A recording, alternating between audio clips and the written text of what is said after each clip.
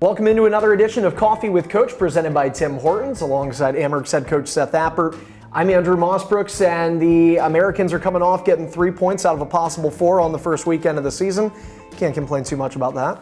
Oh, coaches can always complain. The results were pretty good.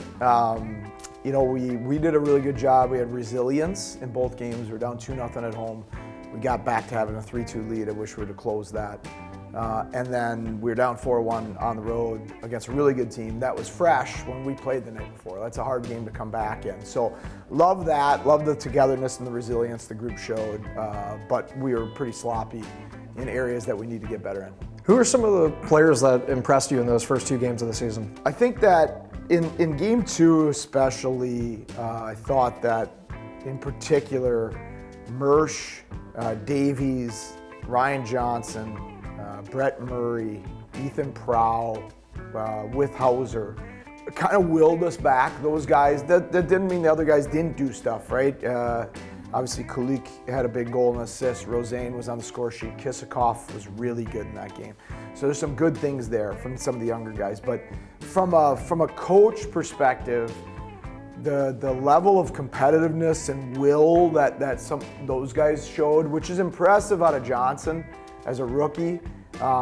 You felt in the third period like he was trying to help will us back into that game, which is just love to see that level of competitiveness in a young guy. Let's go back to what you said about resiliency. Of course, you're watching at home. Amherst down 4-1 going into the third against the Marlies. You pull out the victory in overtime. I know we're early in the season, but what can that say about a team's character?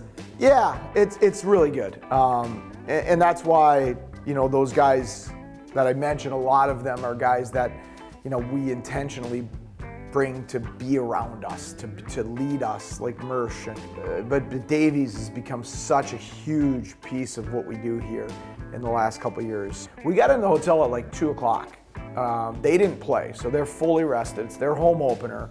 They have a loaded lineup. Their forward group is sick, and it's not looking good.